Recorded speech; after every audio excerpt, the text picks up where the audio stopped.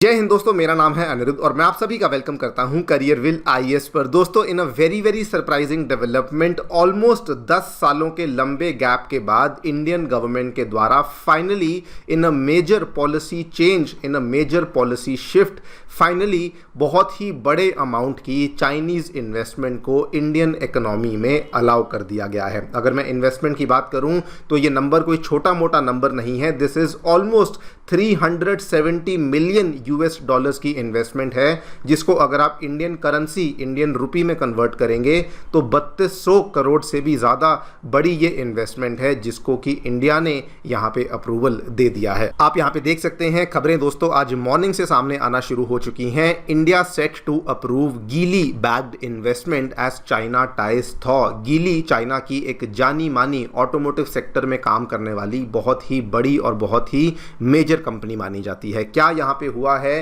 किस बेसिस पे इंडिया ने अपनी इस पॉलिसी को चेंज किया है, what are the main reason behind it, ये सभी चीज़ों के बारे में मैं आपके साथ चर्चा करूंगा। लेकिन आपको बता दूं, ये जो हम इतनी बड़ी अनाउंसमेंट यहाँ पे विटनेस कर रहे हैं पिछले 2-3 दिनों से, अगर आप न्यूज़ को फॉलो कर रहे होंगे तो चाइना के जो फॉरेन मिनिस्टर हैं वांग यी, उन्होंने सबसे पहले मुलाकात करी हमारे एनएसए श्री अजीत डोभाल साहब के साथ, एंड उसके बाद उन्होंने दोस्तों कल हमारे पीएम नरेंद्र मोदी जी के साथ भी मुलाकात करी, एंड उसी के परिणाम कह सकते हैं, उसी का आप कंक्लूजन कह सकते हैं कि फाइनली 10 साल के लंबे गैप के बाद हमें इंडिया में चाइनीज़ इन्वेस्टमेंट वापस आती हुई देखने को मिलने वाली है। बात करेंगे पूरी डेवलपमेंट के बारे में। आइए शुरू करते हैं दोस्तों मेरे साथ। मेरा नाम है अनिरुद्ध। यदि आप लोग हमें फॉलो करना चाहते हैं तो दिए गए टेलीग्राम चैनल के माध्यम से ऐसा कर सकते हैं। All right, directly coming to the news, क्या देखने मिला है दोस्तों। ये खबर सबसे पहले ब्लूमबर्ग के द्वारा अपनी रिपोर्ट में पेश करी गई थी,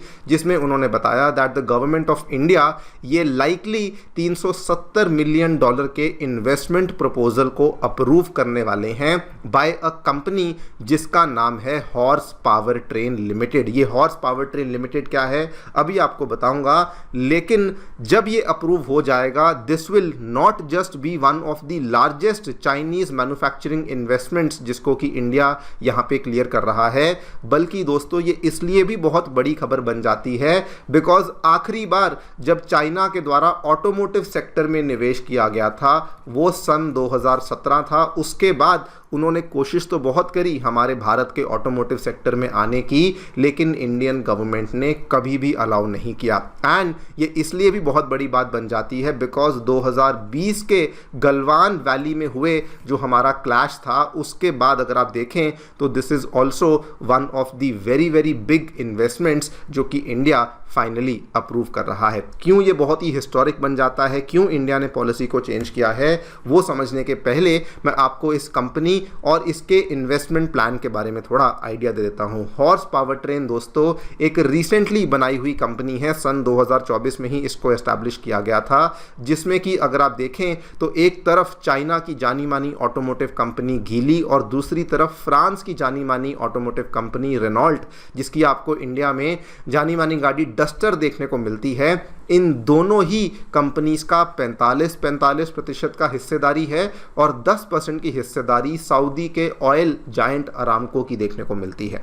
उसी बेसिस पे ये वाली कंपनी हॉर्स पावर ट्रेन को एस्टैब्लिश किया गया था, जिसका मुख्यालय आपको लंदन में देखने को मिलता है और इसके दुनिया भर में आपको 18 के आसपास मैन्युफैक्चरिंग प्लांट्स देखने को मिलते हैं। ये वाली जो कंपनी है ये दुनिया भर में इंजन्स को मैन्युफैक्चर करती है, दुनिया भर में इंजन्स को सप्लाई करती है और ये दोस्तों स्पेशलाइज करती है हाइब्रिड ऑटोमोटिव इंजन्स बनाने में, इंटरनल कंबशन जिसको हम आईसी इंजन कहते हैं, transmission systems, power train technologies बनाने में ये वाली कंपनी स्पेशलाइज करती है। नाउ यही वाली कंपनी है जो कि बेसिकली 370 मिलियन डॉलर का निवेश, यानी कि अप्रॉक्सीमेटली 3200 करोड़ के आसपास का निवेश है, जो कि इंडिया में हमारे चेन्नई में लोकेटेड रेनॉल्ट का जो मैन्युफैक्चरिंग इकोसिस्टम है उसके अंदर करने वाली है। वहां पर जाकर के वही वाली company horse basically strong hybrid engines को बनाएगी, हाइब्रिड पावर ट्रेन्स को बनाएगी, एडवांस्ड इंजन सिस्टम्स की मैन्युफैक्चरिंग को करने वाले हैं। जो लोग नहीं जानते हाइब्रिड इंजन्स के बारे में ब्रीफली आपको बता दूं, इंडिया में दोस्तों आज से लगभग 3-4 साल पहले कुछ गाड़ियों को लॉन्च किया गया था, जैसे कि टोयोटा की ये गाड़ी है इनोवा हाई क्रॉस के नाम से। इवन टोयोटा की एक गाड़ी है जिसको हम लोग टोयोटा हाई राइडर के नाम से जानते हैं। ये ऐसी गाड़ियां हैं जो कि ना तो कंप्लीटली इलेक्ट्रिक व्हीकल्स होती हैं, ना ये कंप्लीटली पेट्रोल या डीजल पे चलती हैं, बल्कि ये हाइब्रिड गाड़ियां होती हैं, यानी कि बीच बीच में ये बैटरी पे चलती हैं और बीच बीच में ये आपकी पेट्रोल के ऊपर चलती हैं। जिसका सबसे बड़ा फायदा क्या होता है कि एक तो आपकी फ्यूल कंजम्पशन कम हो जाती है, और दूसरी बात, इन गाड़ियों को आपको चार्ज करने की कोई आवश्यकता नहीं होती, जो कि आपको इलेक्ट्रिक व्हीकल्स में करना पड़ता है। तो यानी कि इसमें आपको चार्जिंग इंफ्रास्ट्रक्चर के ऊपर आपकी कोई डिपेंडेंस नहीं है। चार्जिंग को लेकर आपको बिल्कुल भी घबराहट इन गाड़ियों में नहीं होती है। एंड ये वाली जो कंपनी हॉर्स पावर ट्रेन जो कि इंडिया में आकर के इन इंजन्स को बनाने वाली है, कहा जा रहा है कि आने वाले टाइम में रेनॉल्ट की जो बहुत ही एक फ्लैगशिप कार मानी जाती है डस्टर, वो भी एक हाइब्रिड प्लेटफॉर्म के ऊपर अनाउंस करी जाएगी, जिसके अंदर वही वाले इंजन्स जो कि हॉर्स पावर ट्रेन के द्वारा बनाए जाएंगे उसको इसके अंदर इंस्टॉल किया जाएगा। नाउ ये अप्रूवल हिस्टोरिक क्यों बन जाता है? ये दोस्तों अप्रूवल हिस्टोरिक बन जाता है for two very very important reasons. पहली बात तो आखिरी बार जब चाइना के द्वारा एक मेजर ऑटोमोटिव इन्वेस्टमेंट को अप्रूव किया गया था, दैट वाज द ईयर 2017। उस टाइम पे आपको याद होगा चाइना की कंपनी SAIC मोटर ने इंडिया के जनरल मोटर्स वाले प्लांट को एक्वायर किया था और वहीं से पैदा हुआ था MG मोटर्स इंडिया का ब्रांड। MG अपने आप में बहुत पुराना ब्रांड था, लेकिन MG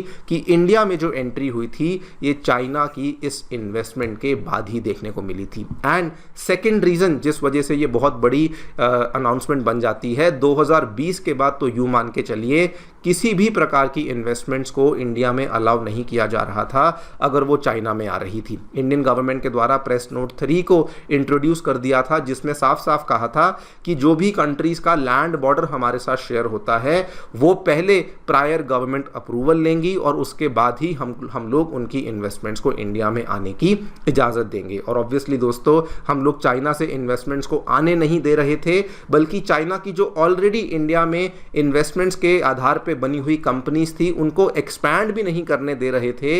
यहां तक कि जो चाइना ने इन्वेस्टमेंट इंडिया में किया हुआ था उसको भी हम लोग किसी ना किसी तरीके से वापस चाइना में ही भेजने की कोशिश कर रहे थे। लेकिन आज इंडिया के द्वारा रिसेंटली मार्च 2026 में अपनी पॉलिसी को चेंज किया गया, कई सारे रूल्स को रिलैक्स किया गया, बेसिकली उन इन्वेस्टमेंट्स को अलाउ किए जाने के लिए जो कि इंडिया की डोमेस्टिक मैन्युफैक्चरिंग को सपोर्ट करेंगी। और उसी के चलते आप देखिए ये हॉर्स पावर ट्रेन का जो प्रपोजल है, ये वाला जो अप्रूवल हमने अभी दिया है, this is among the first major beneficiaries जो कि इंडिया की नई पॉलिसी के तहत अब हमें देखने को मिल रहा है। सबसे बड़ा क्वेश्चन आता है सडनली इंडिया फ्लेक्सिबल क्यों हो रहा है? दोस्तों इंडिया फ्लेक्सिबल इसलिए हो रहा है, इसके पीछे कई सारे कारण हैं। नंबर 1, हम लोग अपनी पॉलिसी को नो चाइनीज इन्वेस्टमेंट से बदलकर सिलेक्टिव चाइनीज इन्वेस्टमेंट पे लेके जा रहे हैं। मतलब कि अगर इन्वेस्टमेंट ऐसी है जो कि इंडिया में मैन्युफैक्चरिंग को बढ़ावा देगी, नौकरियां क्रिएट करेगी, जिसका कोई सिक्योरिटी रिस्क नहीं है, उस केस में हम लोग केस बाय केस बेसिस पे वैसी इन्वेस्टमेंट्स को अप्रूव भी कर सकते हैं। सेकेंडली, इंडिया मैन्युफैक्चरिंग ग्रोथ को बहुत ज़्यादा पुश करना चाहती है। गवर्नमेंट ने अपने लिए एक बहुत ही एम्बिशियस टारगेट को सेट किया है कि इंडिया के मैन्युफैक्चरिंग पावर बेस को बहुत ज़्यादा इंप्रूव करना है। उसके लिए हमें इस तरह की टेक्नोलॉजीज़ को, इस तरह की इन्वेस्टमेंट्स को इंडिया में अलाउ करना होगा एंड इसीलिए ये वाली इन्वेस्टमेंट को अलाउ किया गया है। और अगर आप रियलिटी भी देखें तो अगर मैं EV बैटरीज़ की बात करूं, हाइब्रिड टेक्नोलॉजी की बात करूं, उस क्षेत्र में दोस्तों मानो या ना मानो चाइना दुनिया भर में वर्ल्ड लीडर फिलहाल बना हुआ है। आप लोग यहाँ पे देख भी सकते हैं चाइना की जानी मानी कंपनी BYD ये इतनी बड़ी बन चुकी है कि इसने टेस्ला को भी ओवरटेक कर लिया है। ये वर्ल्ड की टॉप सेलिंग EV मैन्युफैक्चरर बन चुकी है। यहां तक कि चाइना की EV इंडस्ट्री दुनिया की लार्जेस्ट EV इंडस्ट्री है and the country now accounts for 70% of global electric vehicle productions